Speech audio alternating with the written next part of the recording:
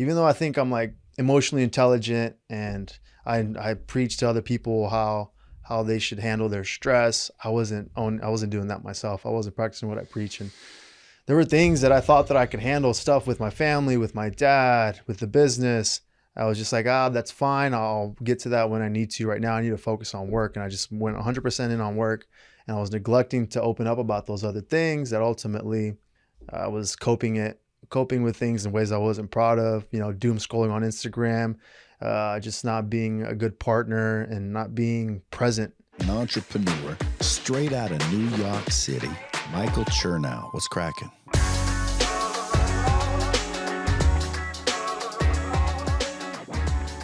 What up, family? Welcome back to the Creatures of Habit podcast. I'm sitting across from a dude that I've been following on social media for probably a good 5+ years.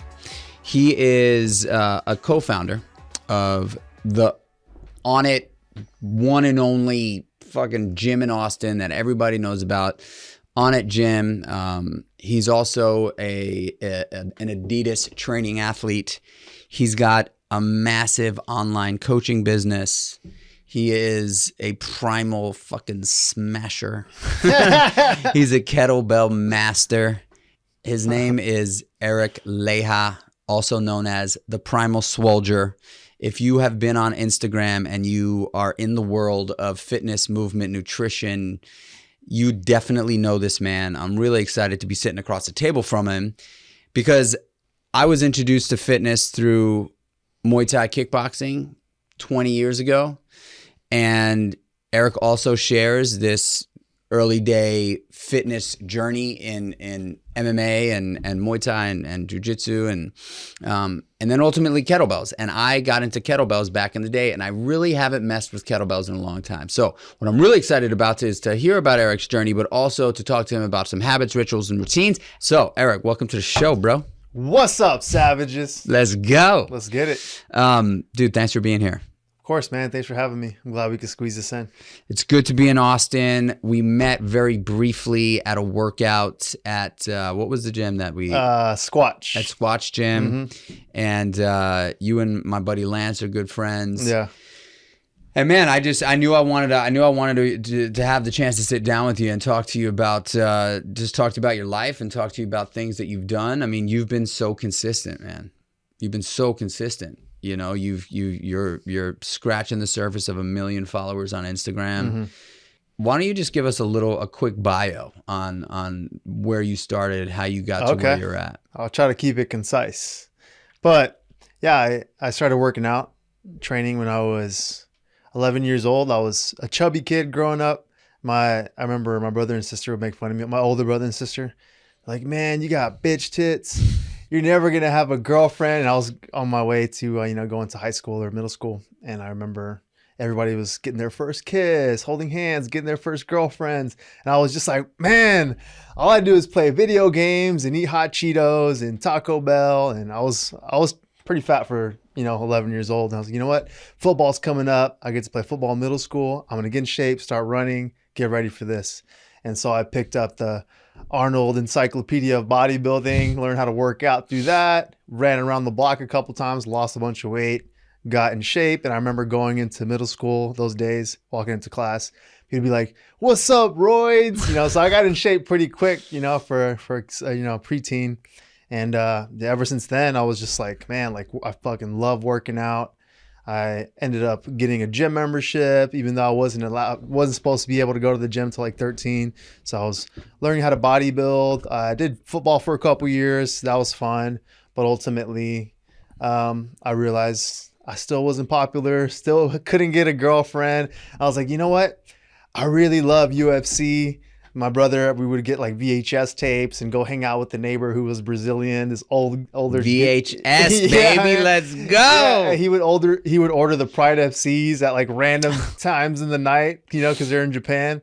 We'd go to his house and watch fucking the Pride FC fights with this random Portuguese guy that we knew, or Brazilian guy. Pride was dope. It was awesome. Wanderlei Silva was one of my favorite fighters. And so, yeah, I fell in love with how awesome these guys were. I was like, these are like the cream of the crop, most like tough and athletic guys I've ever seen. Like they're doing the hardest thing I've ever seen before.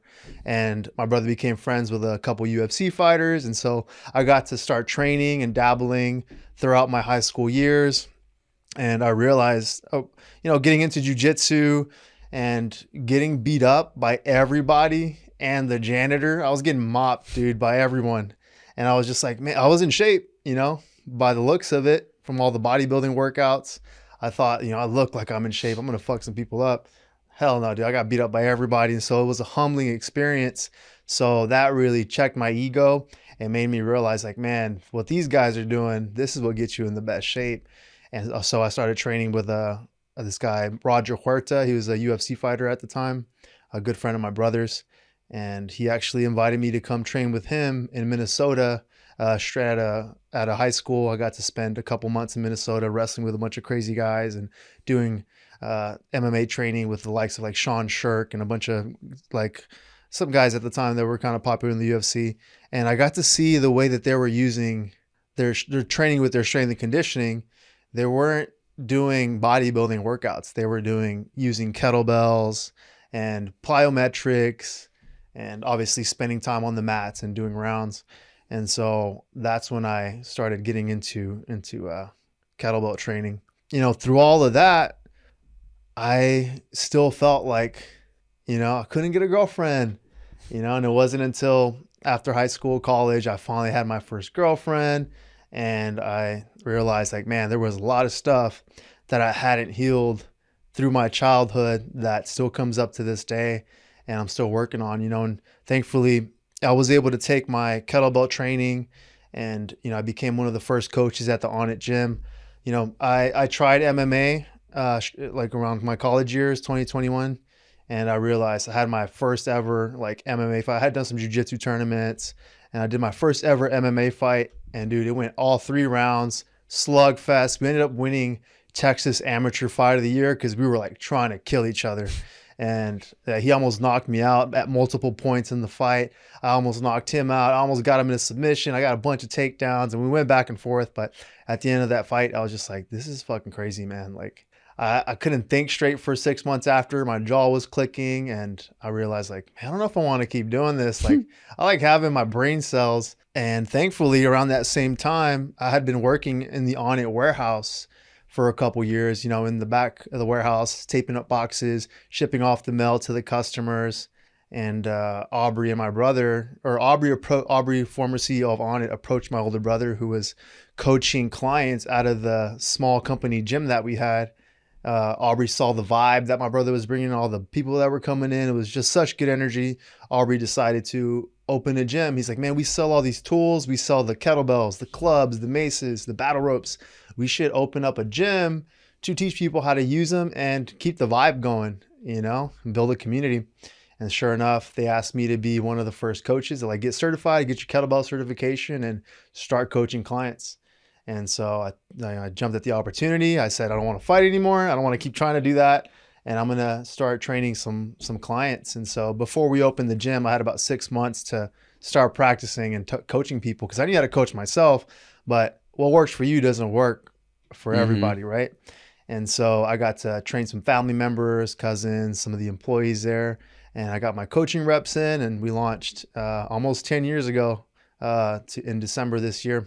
And so I was privileged to become one of the first coaches. And I remember, man, for at least the first 2 years that the gym was open, we had these really badass head coaches, heads of the fitness department. This guy, Coach John Wolf and Shane Hines.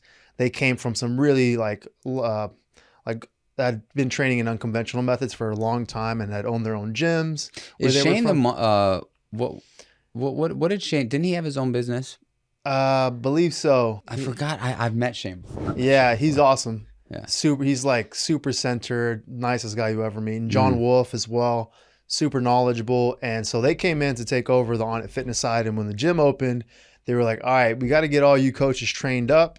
So we're going to bring in the top certifications, top coaches in the industry to teach certs at the gym. Almost felt like every weekend us coaches got to sit in and take these workshops and certifications from some of the top people in the industry. So I got to learn a lot really fast.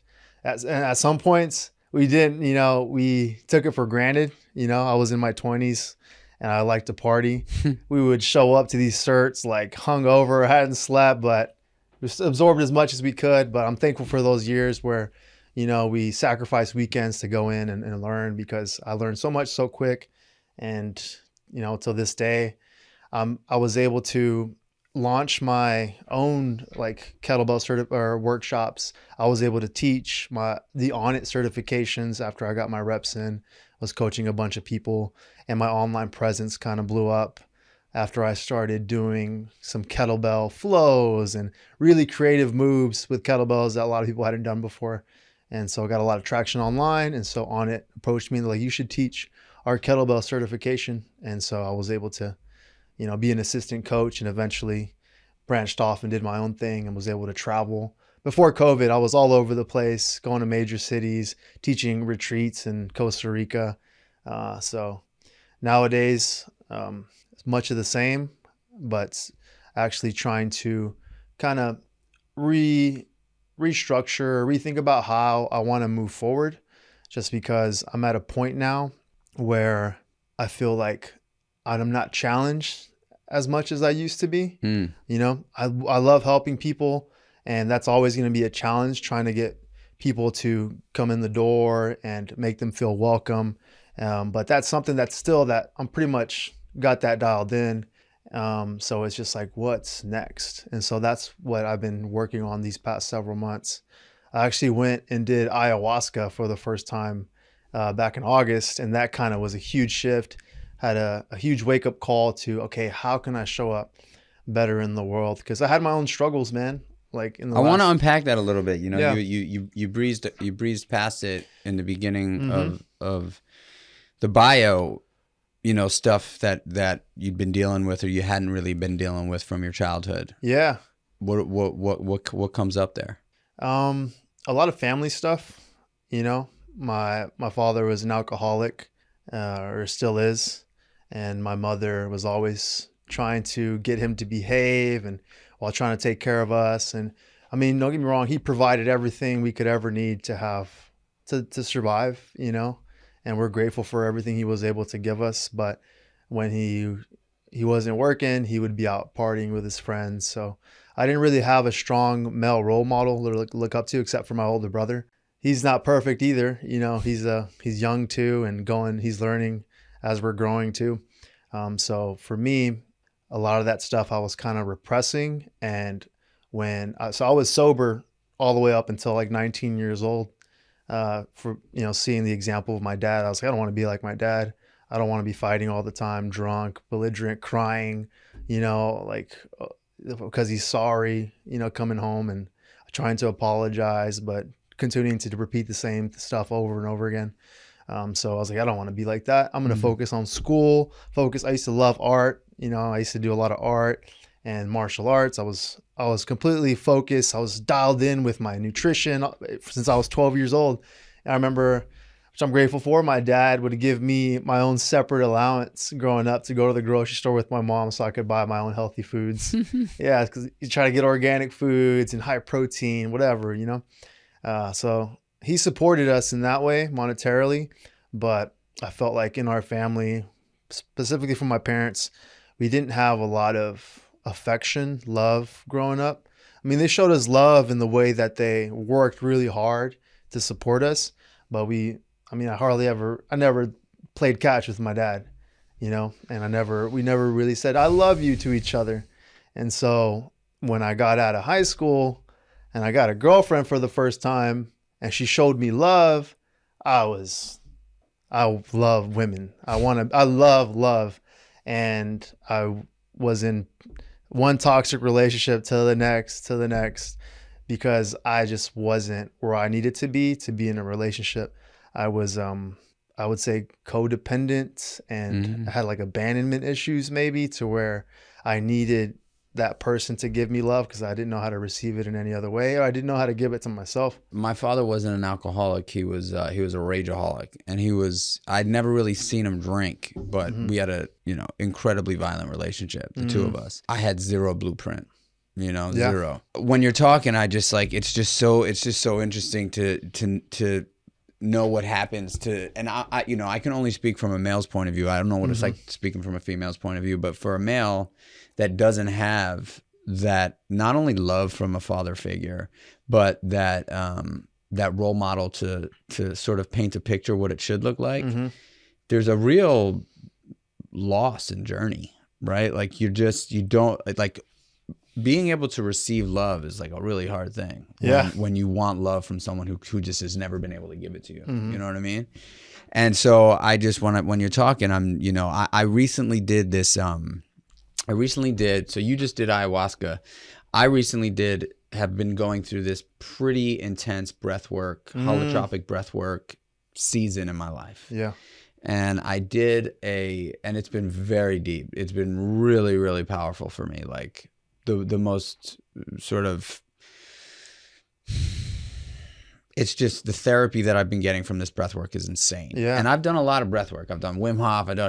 None of that stuff even touches what this holotropic sort of long, 30-minute long breath work sessions. Yeah. Who were you working with for that? A guy named Mike Gazzo. In LA.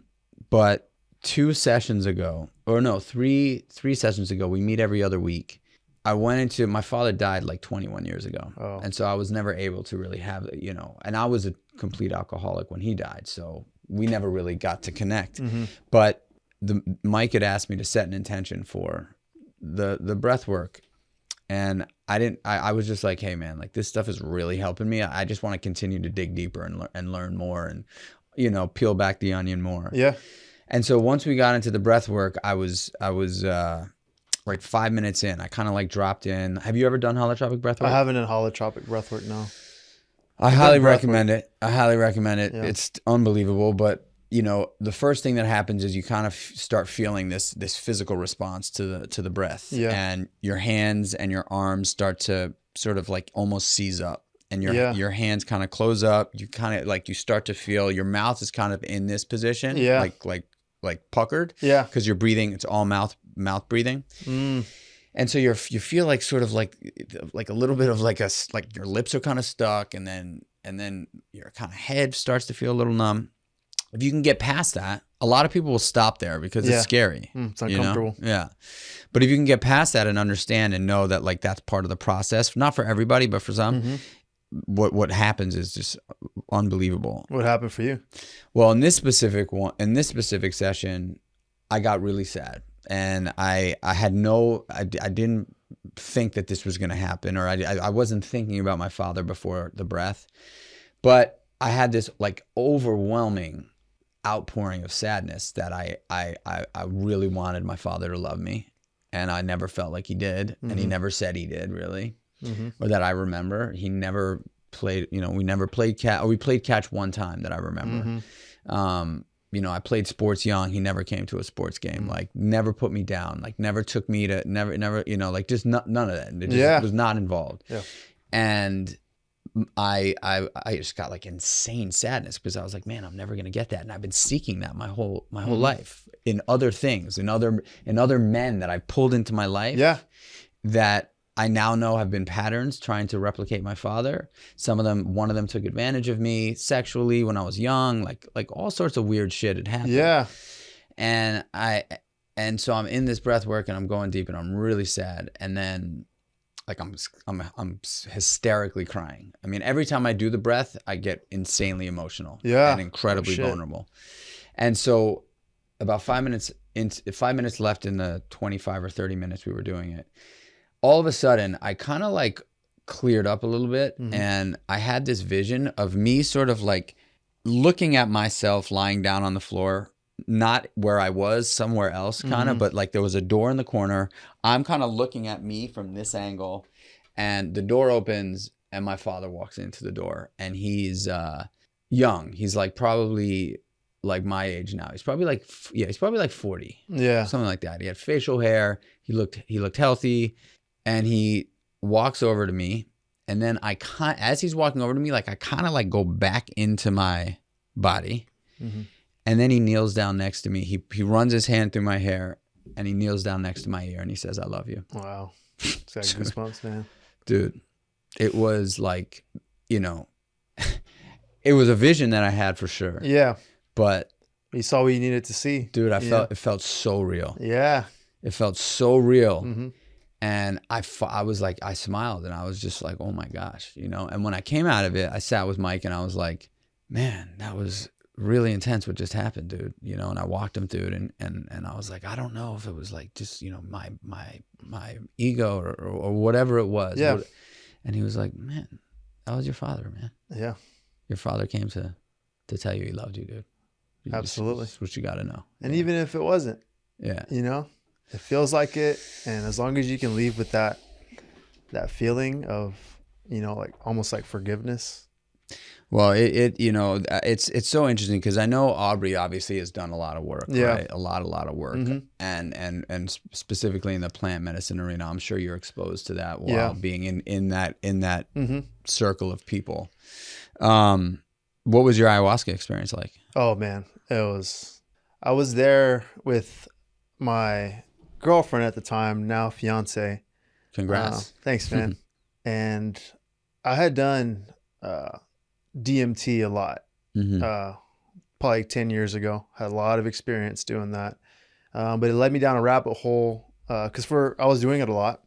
And I got to a point where I wasn't like really seeing any more visions. I felt like I was being blocked or maybe had too high of a tolerance. I just didn't feel, I had seen a lot of things, a lot of beautiful, powerful messages on how I could be a better human, I was grateful for being here. But I felt like I wasn't integrating those things and I just kept chasing being in this altered state. And so I was repeating it. And ultimately I stopped seeing things or felt like I was being not let in to my own mind or this other dimension. And so I was like kind of scared to keep on doing it. So I stopped doing that. Well, I ended up drinking, doing drugs, going out, partying. I never integrated the lessons that I learned through that powerful medicine. And actually DMT was one of the first things I ever did when I went from sober to not sober. How does that end up being one of the first things you do? I was listening to Joe Rogan straight out of high school, and he's always talking about smoking weed and DMT. And I smoked weed 1 or 2 times, and I was like, "Whoa, this was what it's like to feel high and in an altered state. Like I think so much differently. I have a different perspective. Like I feel so much more confident because I'm perceiving things in a different way that helps me reframe situations and just gives me a whole new way to look at life." And I was like, what else is there? And then sure enough, the guy that I was getting my weed from at the time was like, hey, I have some DMT. Keep in mind, I'm like, maybe I've gotten high on weed 3 times, never gotten drunk before. And I tried DMT and I fell in love with it and all the things that I was seeing. So I did it multiple times for a couple years before I stopped doing it. But it led to me, you know, I started doing fitness and was very dialed in with my fitness and nutrition, but had its ups and downs, you know, through relationships and stuff. I would fall into drugs and alcohol and partying. And, you know, honestly, a couple years ago was about as hard as it's ever been. A relationship that ended, she left me, coupled with the anxiety of social media. You know, I had pre-COVID, I was in the trenches, coaching multiple clients a day, multiple classes, traveling, teaching workshops. So I felt like an expert because I was doing the damn thing. And then COVID hit, everything got shut down. Wasn't able to teach in person here for only like 6 weeks, right? We were shut down for a little bit. But travel was canceled. I had to cancel some retreats and workshops. But ultimately, I decided to go all online during COVID. I was like, we're going to capitalize. People were stuck at home. Let's put out an app. My app came out the month after COVID launched. And so like that app was very successful. And I was kind of like resting on my laurels, like, oh, I'm good. You know, like I can just focus on myself. And for me, that was jumping into another relationship and not being in the gym as much, not coaching classes anymore, not doing workshops, just doing the online stuff. And so when the online stuff was doing well, you know, like I was successful, but I wasn't happy. It wasn't fast. So were you successful? No, because it led to, it's been rough, man. These last few years, just trying to get back to it because, you know, the money was good. but I wasn't having those touch points with real people. It's hard to like touch people and reach people as well as you do in person, doing it online. And so even though I was a lot of people were doing my programs, this and that, I didn't feel like I was actually helping people. I would get people reaching out to me through email, sending me private messages like, hey man, I love your programs. I'm 50 years old. I was dealing with knee injuries. Now I'm back at it, kicking ass. Or your program helped me get through chemo. I'm healthy now. And I was able to keep training while I was going through therapy, and all kinds of really inspiring messages, but I wouldn't reply because I felt like an imposter and I didn't know how to reply to that person. I didn't feel confident to speak to. I wouldn't even say thank you. I was just like scared. I had like horrible imposter syndrome because I wasn't in the gym. I wasn't teaching real people. And I felt like I wasn't really helping those people, even though I was. But it just was so overwhelming not actually getting, I guess, validation from real people in person that I felt like I wasn't really good at it. And after that relationship fell apart, I just kind of used that as an excuse to go into a hole and just try. I went to Europe for a couple months with my brother. We traveled, had a great time. But I ended up, just partying too much when I got home, kept the party going. And ultimately I met another woman who invited me to come to a recovery program. I started doing that, went sober, and started going back to church, praying every morning, praying at night, and being accountable to my mentor, calling him anytime some nasty shit came up, and was able to maintain being sober since then. And now I'm teaching again in person, taking on some clients, still doing the online stuff, but ultimately, I was able to get through those addictions. And ultimately it was just because I felt I wasn't, really being part of the community. And now that I'm back in the community, back in the gym, talking to people, like that's what it's all about. Being behind a computer screen, it's not the same for me. I've been in recovery for almost 20 years now. Wow. Yeah. And, congratulations, man. That's awesome. Thanks, dude. Yeah, I've been in recovery. This summer will be 20 years. And man, like I identify, I identify like, I don't blame anything necessarily on the decisions that I made because I feel like that's just a cop out, right? Like things happen to a lot of people. Yeah. A lot of kids go through a lot worse things than I went through. Mm-hmm. I make the decisions that I make, and for a decade, I made a lot of bad ones, and then when I was 23, I just decided that, I'm going to die this way. Yep. Or live a slow, miserable death, slowly just withering away. And I'm so happy to hear that you found that path, dude. I didn't know that. Yeah. Well, I'm not sober anymore. I was sober for 9 months and then I realized like I was doing it, and I was going to like 3 meetings a week, going to church every Sunday and really dedicating a lot of my time to the program. But then I realized like I was kind of distracting myself from the work that I still wasn't doing, which was being in the community, coaching clients, coaching people, doing what I love. And so I ended up I stopped going to the recovery program, and I was in a better space too.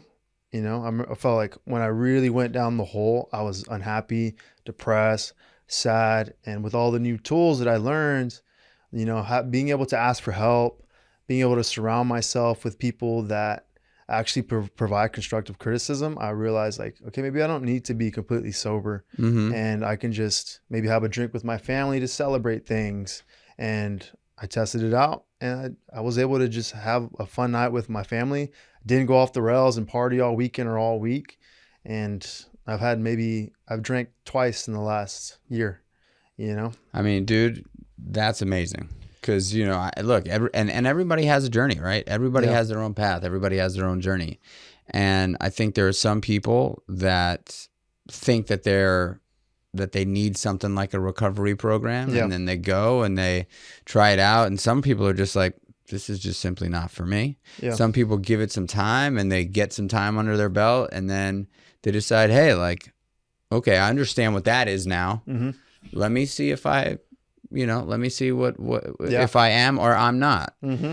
And whenever I got a friend who I meat that's like, all right, I'm gonna go and try. I'm like, all right, dude, let's go. I'm here for you if it doesn't go right. Yeah. And when I get a call and they're like, oh man, I'm good. I'm like, Yeah. man, that's wonderful. That's Yeah. wonderful. Like, it's wonderful. Yeah, and it also sometimes goes the opposite. Mhm. Sometimes it doesn't work out. It happens a lot. And people come right back. You Yeah. know? But I want to talk about morning routine because you're a savage and you've been very consistent with like just sticking with this style of training, Mm-hmm.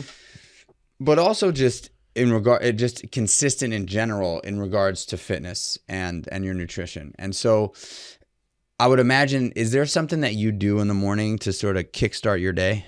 Is there like a do you have any sort of morning routine that gets you going in the morning? Yeah, man. For me, my morning routine is I eat my breakfast. I make sure I don't fast. I make sure I get some food in my system because I'm moving all day and I want to maintain muscle mass to be strong, look good, be fit. And so I'll eat some bison and eggs first thing in the morning with some fruit on the side. I got to get you some of that meal one, dude. Yeah. I got to get you some of that meal one. I used to do a million things. I used to wake up, make my bed, pray, journal, sauna, cold plunge, red light, workout, breakfast. And I realized, man, it's like 11 a.m. Mm-hmm. Like I want to get work done and not just work on myself all morning. Mm-hmm. I want to be able to do work that helps other people too. And so I've dialed it down to, now, because then sometimes I would fall off and not do all the things and I would feel guilty. Like, man, I suck. Like I didn't get everything done today. So now I like to just pick a couple of things. I'll have a schedule. I'll be like, okay, maybe on Tuesdays and Thursdays, I might skip breakfast and go do some light cardio and then do sauna cold plunge twice, maybe 3 times a week. I'll do that. On the other 3 days, I like to do strength training. So I'll eat first thing in the morning, get a meal in my system, get to work, and then training the afternoon, and then do some more clients or some online work the rest of the day. But the morning routine is ever evolving depending on what my priorities are at the time. But yeah, one thing that I have added that I was very religious about when I was sober was praying every morning. And now that I'm doing that, I went through some stuff recently that I'm not proud of, that, I fell off my values and principles and I wasn't living up to who I wanted to be. And just overwhelmed, stress and overwhelmed, going through like a big business transition. I've been trying to do everything on my own and not being honest with my partner about the stress that I'm going under and just kind of bottling everything up. Even though I think I'm like emotionally intelligent and I preach to other people how they should handle their stress, I wasn't doing that myself. I wasn't practicing what I preach. And there were things that I thought that I could handle, stuff with my family, with my dad, with the business. I was just like, that's fine. I'll get to that when I need to. Right now, I need to focus on work. And I just went 100% in on work. And I was neglecting to open up about those other things that ultimately I was coping with things in ways I wasn't proud of, doom scrolling on Instagram, just not being a good partner and not being present. And so now I'm like, I got to dial this in. And what helps me the most is in my morning routine is praying in the mornings. And so that helps me just humble myself. If you don't believe in God or a higher power, my mentors tell me in recovery all the time, it's like, he asked me, do you believe in a higher power? And I'm like, yeah. And he's like, well, if you don't, if some guy says no, I tell him to look around in the room. Are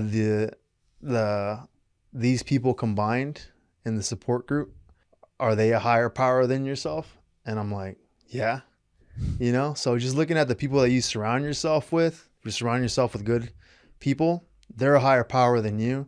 And so being able to know that you're not alone and being able to pray in the morning, get down on your knees and pray to something, just getting down on your knees humbles you first thing in the morning to know, like, I'm not the shit. I'm not the only one that needs to be in control of everything.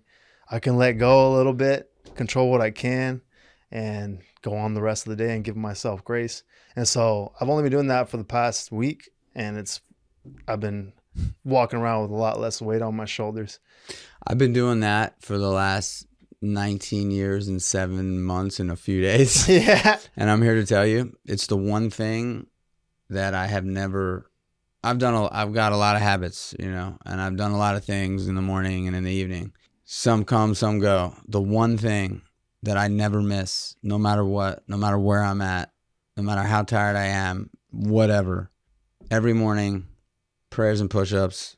Prayers and push-ups. Prayers and push-ups. It's just, and now in the last year and a half, I call it prayers, push-ups, and poses. So I do my prayers, I do my push-ups, and then I do down dog, up dog, and cat cow. Nice. And so I do those 3 things, and that's really just sort of my non-negotiable. Period. Done. Like there's a lot of shit that I do, kind of like you. Like a lot of shit that I've done, a lot of things that I do. Sometimes I get to all of them, sometimes I don't. And I'm a lot less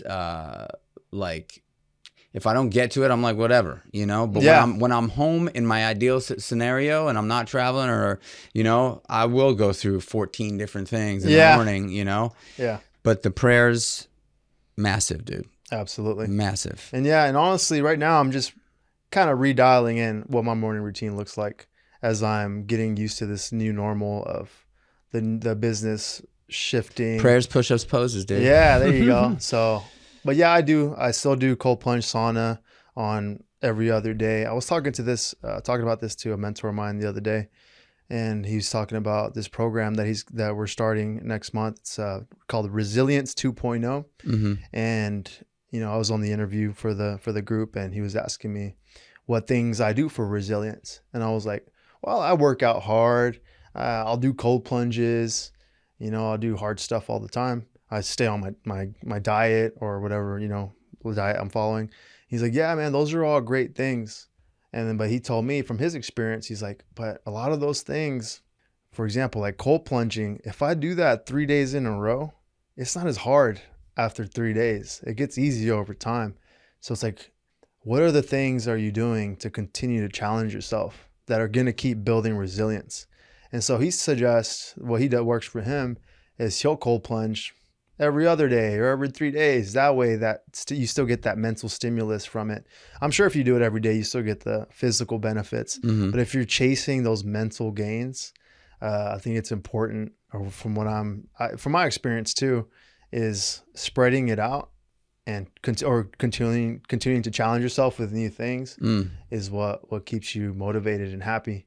Because I was telling him, man, like for the last few months, even though like I've got a amazing fiance, I got an awesome job, I get to work with a bunch of awesome people at the gym, I still feel like I'm not happy.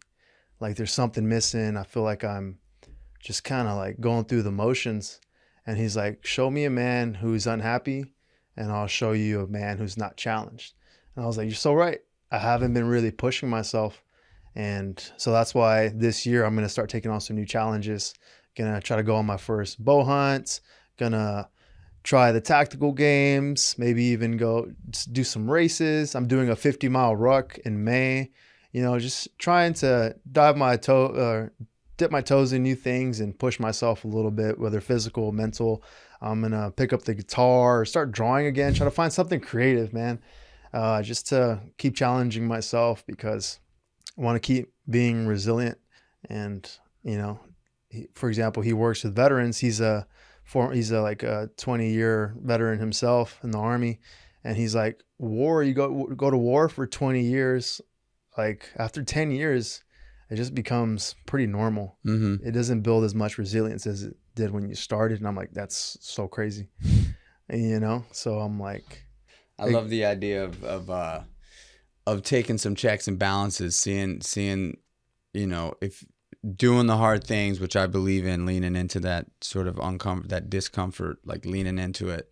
But if the hard things haven't changed in a long time, mm-hmm. are they still getting you the same? You know, and there's also a whole class of people that kind of roll their eyes at people that do hard things. Yeah. You know, oh God, one of you guys, right? Yeah. And in my mind, I'm just like, you know, we were born on the planet. We were created to face adversity. It's just the way it was, right? And we've gotten so much closer to comfort as we've evolved that we're becoming less human, like all around, hormonally, mentally, like all of it is becoming less.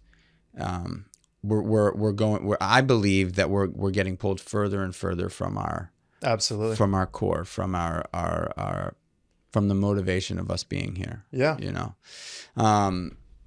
man.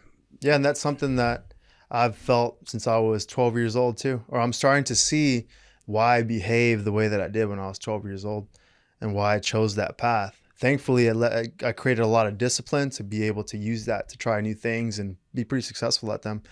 But it's also knowing that, like, man, my generation, fathers weren't around as much either, you know? And so for me, and like a lot of other young men in my generation, sought to meet to the media for these role models, Schwarzenegger, fucking Sylvester Stallone, Van Damme, all these action heroes who were shredded to the gills, getting all the beautiful women, running around, creating, you know, rampaging, creating a havoc, you know, and those are our role models, you know, Dragon Ball Z.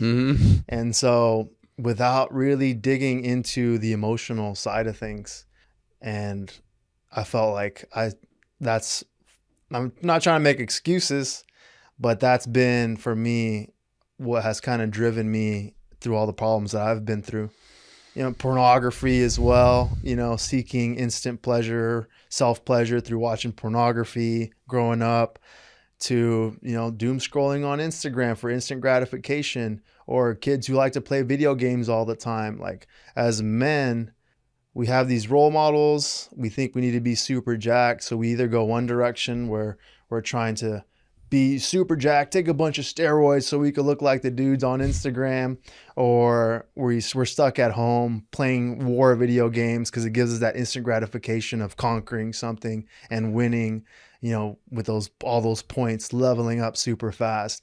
And they're afraid to talk to women, you know, and so they're on OnlyFans or watching porn, and they get all this instant gratification. They build up all this toxic masculinity, and they just become toxic people. And I feel like that's why we're seeing a lot of guys kind of explode all over the place doing crazy shit, because we're so far disconnected from what it really takes to be a man.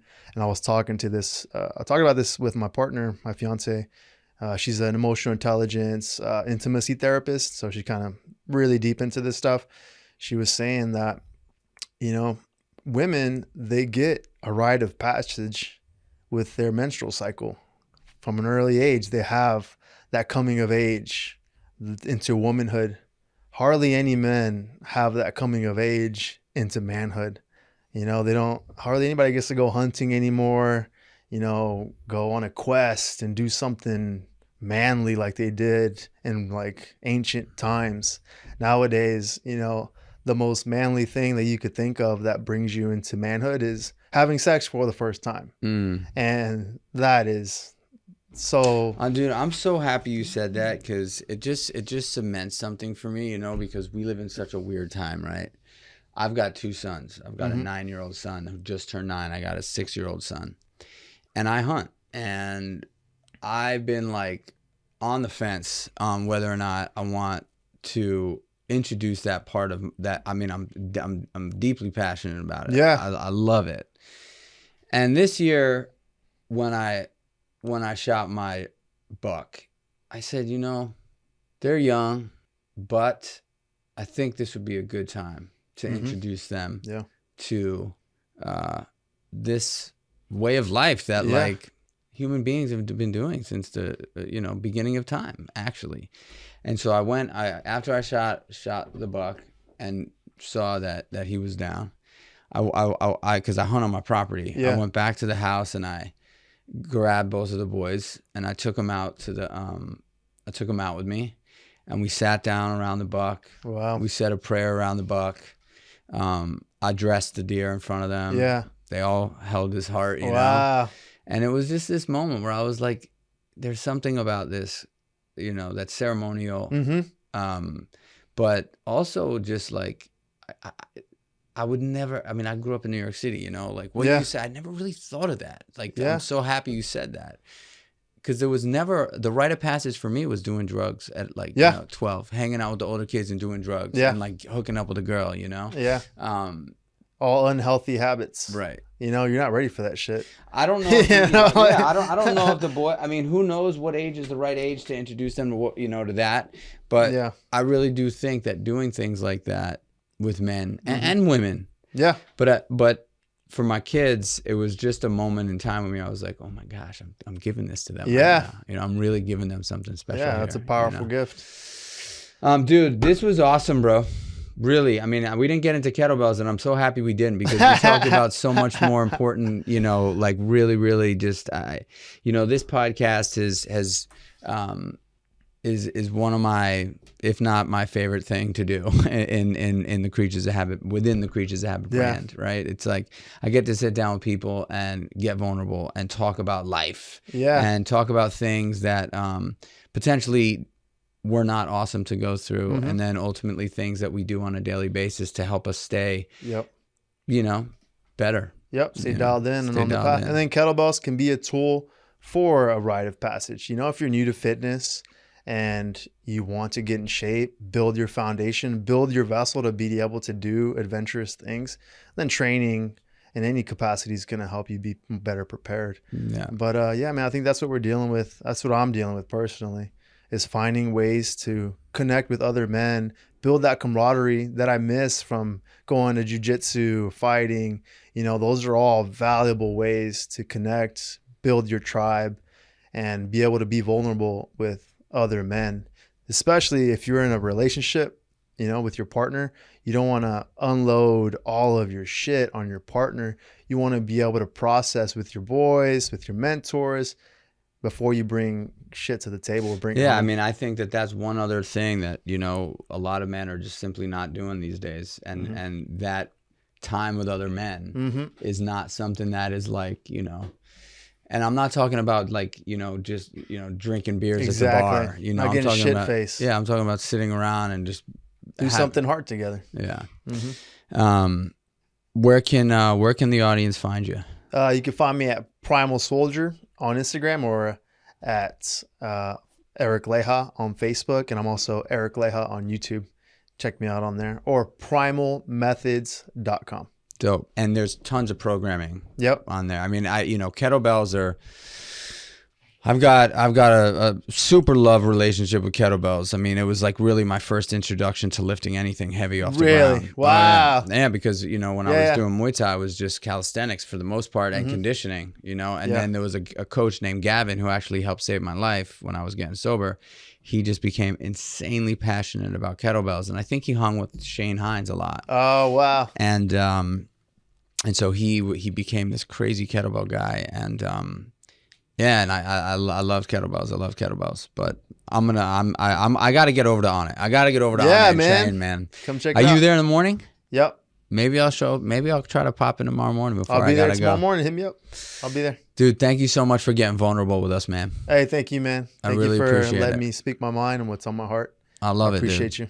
You know, a lot of times you ask people how you're doing, and most people just say, great, great, great. You know? And I've been doing a lot of that recently. So it was good to get on here and be honest. Well, you were honest today, man. I appreciate that, dude. Thanks, Michael. Guys, this was the shit. You know it was the shit. It was a great episode, brought a lot of value. You got to learn a lot more about Eric than what you see on social media, which is kind of par for the course these days, right? We see people on social media and we don't really get to know them. And that's why I love being able to do this podcast in person with guests, wherever I'm at, to sit down and look somebody in the eye and ask them how it's really going. And we got that today. We got some great stories, and we also got some real value that you all can take with you for the rest of your lives. Throw that shit in your back pocket and know that, like, if you're going through something, you know, I share all the time about things that I'm going through and things that things that I'm learning and things that I'm challenged with. And, you know, that's how we grow as humans. So if you're going through something, just know, hey, you're not alone. like human nature is ebbs and flows, hills and valleys, you know, and sometimes we are high-fiving in the hills, and other times we're, you know, hunkered down in the shallows, and you know, that's life. That's life. Doesn't matter how good it looks online, or how bad it feels. We're human beings. And man, I'm so grateful for Eric for coming here today and just chilling with us. So share this podcast with someone you think would enjoy it. Share with a friend, share with a family member. Give us a 5-star rating and a review. That would be awesome. Don't give me a bad review. Don't give me a bad review. If you want to say something bad or not nice or unfriendly, just shoot me a DM and tell me. I don't, you know, that would be awesome. But don't write a bad review. If you don't like this or didn't resonate with you in some which way, shape, or form, I get it. I can't please everyone. Shoot me a DM. I'll get back to you, I promise. All right, y'all. I love you. Appreciate you. Until the next one. Peace.